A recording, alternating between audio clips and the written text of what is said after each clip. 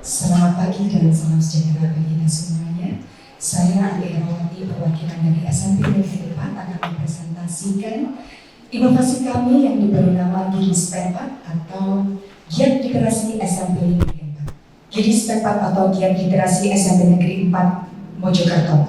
Latar belakang dari adanya suatu inovasi yang dinamakan GIDIS P4 yang pertama adalah hasil PISA, Program for International Student Assessment di tahun 2022 itu mengalami penurunan, yakni di angka 359 dari angka 371 di tahun 2018. Kemudian ada program dari Kementerian Dikbud tahun 2016 terkait dengan gerakan literasi sekolah yang harus dicanangkan pada tiap sekolah yang ada di Indonesia.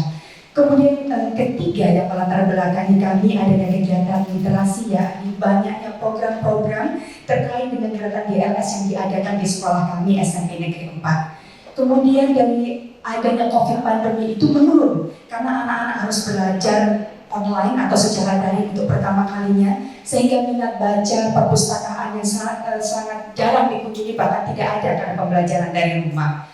Kemudian adanya kegiatan UKBI, Uji Kemahiran Berbahasa Indonesia atau TOEFL kalau di bahasa Inggris itu dicanangkan pada tahun 2021, meskipun ada sejak tahun 2003, namun giat-giatnya Bapak Menteri yang baru Mas Nadiem itu mencanangkan UKBI itu di tahun 2016 untuk dikuatkan. Kemudian yang keenam adalah dari semuanya itu tidak ada alat ukur karena semuanya masih konvensional berdasarkan jurnal. Next, inilah visualisasi jadi hasil PISA dari mulai tahun 2000 kemudian 2022 yang paling anjlok di tahun 2022. Kemudian ini adalah perolehan nilai UKBI, yakni uji kemahiran berbahasa Indonesia untuk diberikan kepada putra-putri kami yang ada di sekolah, masih ada di tingkat semenjana. Jadi masih kurang, sedangkan untuk anak-anak bisa mengikuti literasi yang baik bisa diukur ketika anak-anak bisa di tingkat unggul ataupun di sangat unggul. Next, Ibu. Nah, ini alat ukur. Bagaimana kita bisa tahu kalau anak-anak berkembang atau tidak berkembang? Kenapa? Karena ini alat ukurnya masih konvensional. Anak-anak hanya mengisi jurnal, jadi keterukurannya itu kurang valid. Maka, ini minat bacanya di tahun 2022. Sehingga, mohon izin Ibu next. Ya.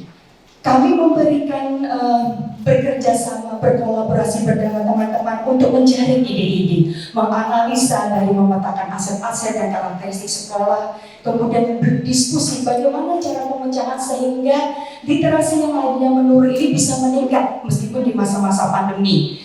Kemudian BIMTEK dengan menghadirkan narasumber dan sosialisasi kepada warga sekolah, bahkan menjalin kerjasama. Kami dengan adanya UKBI, kami menjalin kerjasama dengan Badan Bahasa Kemendikbudristek dan juga Badan Bahasa di Siameo Kitek. Kemudian mencoba uji aplikasi oleh pengguna dan pemantau serta pengendali. Dari hal rangkaian ini kemudian kami try and implementation. Bagaimana kita bisa mengimplementasikan itu kepada siswa-siswi kami yang ada di sekolah. Next, Ibu. Nah, ini dokumentasi penjaringan ide yang kami laksanakan bagaimana dijalin sosialisasi, kemudian kami memberikan narasumber dan kemudian implementation. Next, Ibu. Nah, pemilihan ide ini hasil dari penjaringan ide yang sudah kami lakukan bersama rekan-rekan, maka bagaimana efisiensi dan akuransi pengukuran dari kegiatan literasi yang ada di sekolah. Yang kedua, jurnal konvensional, karena mau tidak mau kita sudah harus menaik teknologi. Jadi sudah digital era, ini sudah 5.0. Jadi bagaimana bisa teknologi itu bisa dikuasai oleh semuanya termasuk anak-anak. Kemudian sumber informasi literasi yang digital, berbasis digital. Sehingga dari penjaringan dan ide dan pemilihan ide kami memilih pembuatan sebuah alat ukur berbasis web yang relevan sebagai pengontrol, kemudian pengendali, memantau gerakan literasi yang ada di sekolah. Ini fitur-fitur yang ada di aplikasi kami. Sehingga jadi ada gerakan literasi sekolah 15 menit itu diukur bagaimana pembiasaannya di pembiasaan kerohanian, bagaimana pembiasaan ekstensif itu anak-anak membaca buku. Jadi dalam 1 tahun kita punya target, anak-anak harus bisa membaca buku 4 buku. Dari 1 semester itu 2. Jadi ini pembacaan ekstensif di luar pembelajaran. Kemudian pengembangan kunjungan bekerjasama dengan Museum Gubuk Wayang sebagai literasi budaya dan kewargaan, komponen dari gerakan literasi sekolah yang ke-6, kita bekerjasama dengan kebudayaan untuk bagaimana mengunjungi situs-situs seperti Trawulan, Gubuk Wayang, dan sebagainya. Kemudian pengembangan unggah karya. Anak-anak yang sudah berhasil membaca, kemudian mengilhami, kemudian anak-anak ini diberikan sesuatu tugas yang mana dia bisa mengembangkan minat dan bakatnya di bidang menulis. Anak-anak bisa mengunggah karyanya yang nanti kami kumpulkan menjadi sebuah antologi. Tentu saja untuk bisa menerbitkan sebuah antologi kita harus punya kerjasama dengan penerbit. Meskipun itu kita belum masuk ke facility penerbitan ini, cuma anak-anak sudah diberi apresiasi untuk itu. Kemudian pengembangan UKBI yang tadi saya sampaikan sebagai uji kemahiran berbahasa Indonesia atau TOEFL-nya bahasa Indonesia. Kemudian Ibu next. Nah, ini Ibu dan baik. Ini adalah fitur-fiturnya dan ini adalah yang kami maksudkan. Kami bisa mengukur, tolak ukurnya ada di pancap kami. Oh, berarti ini berhasil anak-anak. Sehingga ada tindak lanjut dan solusi untuk bisa mengantarkan ke depannya gerakan literasi yang ada di SMP Negeri 4. Ya, mungkin disampaikan satu slide lagi. Inilah dampak-dampak yang sudah kerjasama sertifikat dari kementerian untuk kami apresiasi dan karya-karya anak-anak. Terima kasih. Terima kasih. Langsung jawab dari Jojo.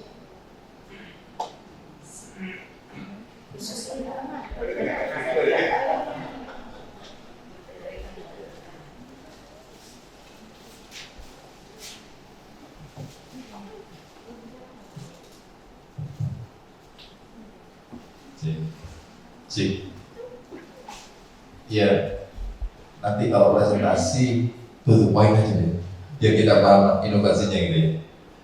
Gini slide Pak, ini aplikasi ini untuk meningkatkan minat baca siswa gitu ya. Oke, jadi lebih pahamnya gitu, lebih enak gitu. Dengan cara apa? Kami menciptakan sebuah aplikasi, Bapak. Aplikasi. Iya. Jadi berbasis web. Berbasis web. Artinya semua siswa wajib. Wajib. Ketika dia baca satu berita atau satu materi ada poinnya. Maksudnya ini untuk membaca ekstensif Bapak. Jadi gerakan literasi itu ada bermacam-macam poin. Jadi ketika anak-anak ini membaca misalnya di kerohanian setiap 15 menit itu anak-anak harus mengisi. Ya, jadi di situ nanti ada kolom deskripsi yang mereka harus memaknai dari apa yang sudah mereka dapat. Ketika dia sudah ngisi ada poinnya ya? Ada. Kan ukurannya di situ. Iya. Sehingga kalau aku ingin dapat poin banyak, berarti aku harus baca banyak. Artinya minat bacanya kan muncul gitu. Tapi kalau nggak ada poinnya, kita nanti perlu lihat. Iya. Siswa baca ada poinnya kayak gitu ya. Nah itu yang paling penting sih. Itu yang pertama juga tadi videonya terlalu sederhana, terlalu banyak ngomongnya mulai awal sampai terakhir nggak putus-putus gitu ya. Mungkin presentasi videonya perlu diperbaiki lagi. Berikutnya saya kira cukup itu dulu.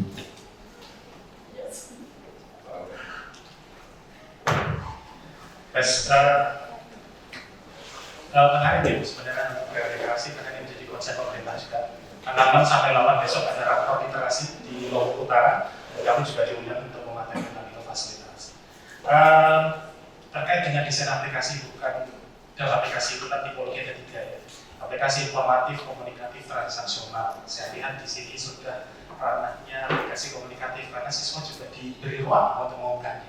Nah, apakah ada semacam reward book bagi siswa yang telah memberikan karyanya, ada penghargaan nanti gitu. Karena ini kan terkait dengan stimulan ya. Literasi itu kan minat sebenarnya. Orang minat baca atau enggak? Dan juga sekarang ada pergeseran membaca buku konvensional menuju membaca buku yang digital. Dan yang digital dari yang berkata-kata menjadi yang semacam gambar visual gitu kan.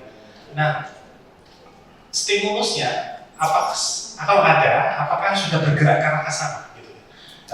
Karya-karya yang berbentuk visual, berbentuk kadang sekarang tuh karya yang jauh lebih menarik karena versinya seperti TikTok gitu ya. Bukan yang tulisan panjang prosa kayak kita dulu zaman sekolah, tapi sekarang yang audiovisual yang ada gambarnya. Apakah juga aplikasi ini mengakomodir perkembangan zaman yang sekarang? Ya, itu yang pertama. Terus yang kedua, ini sebenarnya menarik kalau misalkan diangkat ke dinas perpustakaan ya, karena ini skalanya sudah besar. Di beberapa contoh kota, misalkan di Surabaya, itu kan ada namanya aplikasi Gendeseo. Hampir mirip dengan ini gerakan mendongeng 1000 apa. Karena siswa itu kemudian diangkat jadi inovasi dinas, jadi tidak berhenti di level sekolah, karena sekolah ini kecil. Koleksi buku itu kan terbatas dibandingkan yang punya perpustakaan itu jauh lebih besar. Karena itu kami berharap ini nanti juga ini bisa dikembangkan jadi inovasi yang lebih besar lagi. Semacam Gendeseo tapi punya versi sendiri untuk kata Bos. Terima kasih. Terima kasih Ibu. Singkat saja, jadi ini kalau tadi saya bicara kegiatan tentang bullying itu ada di program prioritas nasional nomor 3. Nah ini kita ketahui bersama bahwa literasi ini juga sangat penting. Itu ada di program prioritas nasional nomor 4. Itu namanya revolusi mental dan pembangunan kebudayaan. Di mana sasarannya itu adalah meningkatnya budaya literasi untuk mewujudkan masyarakat berpengetahuan, inovatif dan kreatif. Nah, ini ada beberapa masukan untuk Pak Berdaya juga. Saya nggak tahu kenapa isu yang bagus ini tidak ada dinas terkait yang mengajukan inovasi yang terkait ini. Nah, itu mungkin nanti bisa dikaji lebih lanjut. Nah, yang kembali ke sini, pengukurannya harus rigid Bu. Jadi di sini ada namanya nilai budaya literasi. Nah, target nasional itu adalah 71,04. Nah, harusnya sekolah ini itu memunculkan. Jadi nilai budaya literasi di sekolah A atau di kota A itu adalah sekian. Nah itu nanti bisa menjelaskan secara by data. Dan kita lihat kan hanya siswa membaca semuanya. Nah, seberapa efektif itu ditunjukkan sama budaya literasi nilainya itu tadi. Mungkin itu. Oke, cukup. Terima kasih.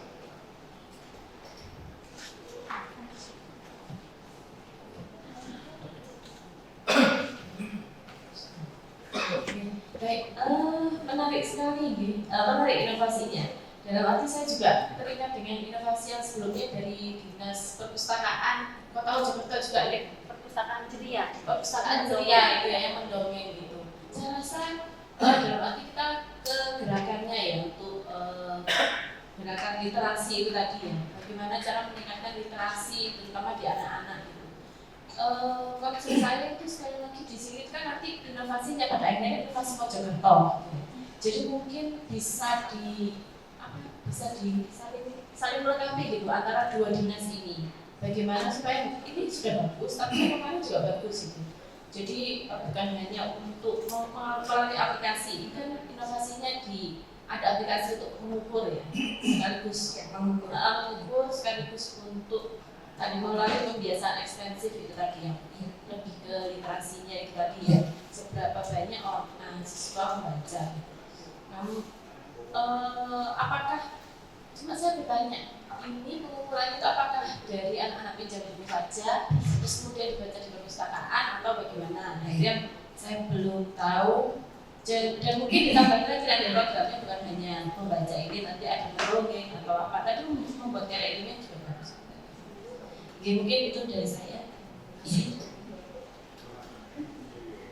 Terima kasih. Kalau dari pemaparnya saya sangat tertarik ya. Dari awal sampai akhir itu menarik. Jadi ya menarik, saya cewek apalagi yang cowok ini ya. Ini supaya tidak tegang ya. Jadi memang pemapar itu mempengaruhi isi. Kemudian saya hanya karena sudah banyak masukan, saya cuma ingin dijelaskan aja di sini terdapat fitur unggah karya untuk mengumpulkan karya-karya yang telah dibuat oleh siswa. Itu tekniknya bagaimana? Terima kasih. Terima kasih Ibu dan Bapak Dewansyuri. Berikut saya akan menjawab pertanyaan yang pertama dari Pak Zaki. Presentasi itu dapat diperbaiki, to the point baik. Itu masukan dari Pak Zaki. Terima kasih Pak Zaki. Kemudian dari Pak Harsha. Desain aplikasi berupa aplikasi komunikatif. Apakah dibuat untuk siswa yang sudah memberikan karyanya? Bapak, jadi di aplikasi itu ada fitur yang dinamakan unggah karya. Setiap karya anak-anak yang di situ, ini nanti berhubungan dengan Ibu Sifatin. Dari anak-anak mengumpulkan pada fitur unggah karya, kemudian kami mendownload Ibu. Itu jadi ini relevan. Kemudian dari situ ada proses tim kurasi. Dari proses tim kurasi, karya-karya anak-anak yang baik dikurasi, kemudian ada editor. Jadi dari editor itu nanti, editing itu nanti masuk ke publish. Nah, itu salah satu bentuk apresiasi kami kepada anak-anak kami untuk bisa mempublish dalam bentuk sebuah antologi. Kemudian yang berikutnya di UKBI Bapak. Jadi ada anak-anak yang sudah mencapai nilai unggul ataupun sangat unggul bahkan istimewa, itu kami memberikan apresiasi berupa yang kalau piagam langsung dari pihak kementerian, kemudian kami juga memberikan apresiasi kepada mereka berupa hadiah maupun kita semacam upacara kita berikan bersama-sama dengan orang tua. Kemudian apakah aplikasi sudah diakomodir ke perkembangan media baca digital? Sudah Bapak. Jadi beberapa aplikasi dari kami ini di beranda kami itu sudah ada aplikasi untuk e-book ya. Jadi anak-anak bisa membaca secara langsung, baik itu milik kami maupun yang nanti bisa kami unggah melalui Perpusnas. Karena pada beranda itu kita juga di fitur itu kami juga langsung nge-link dengan Perpusnas maupun dengan Badan Bahasa. Kemudian apakah yang dapat diinginkan diangkat ke perpustakaan daerah? Ya, kalau dengan perpustakaan daerah kami belum ya Bapak, tapi kita dengan Perpusnas itu sudah langsung. Jadi ketika klik itu langsung itu bisa kita melihat bagaimana apakah ada kegiatan-kegiatan di Perpusnas, apakah ada buku-buku bacaan ataupun majalah-majalah yang bisa dibaca secara langsung online oleh peserta didik maupun Bapak Ibu guru.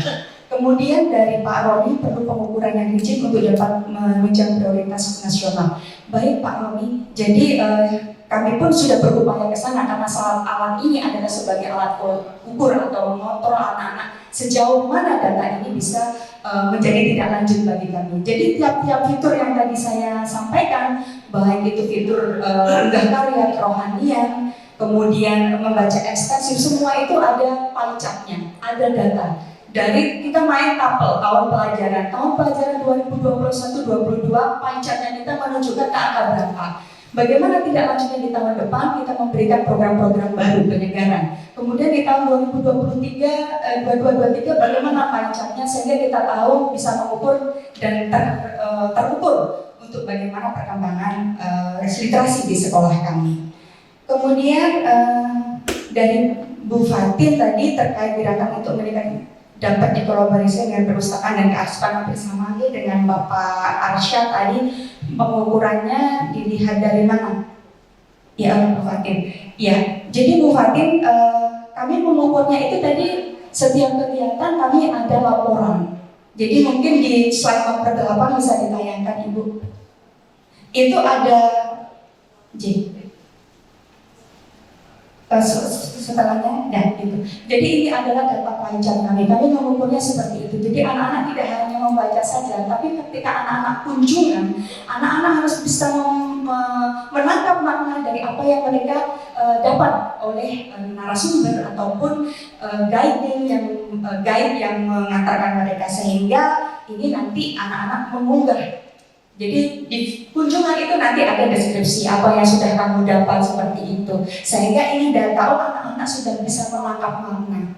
Sehingga iya ada. Jadi anak-anak harus menulis 250 kata. Jadi kami nanti ada tim yang berbagi untuk bisa melihat anak-anak ini sudah bisa menangkap makna. Artinya sudah contextual learning. Tidak hanya anak-anak apa yang ditulis kemudian tapi anak-anak sudah bisa menangkap makna dari apa yang sudah disampaikan, sehingga pancatnya kita bisa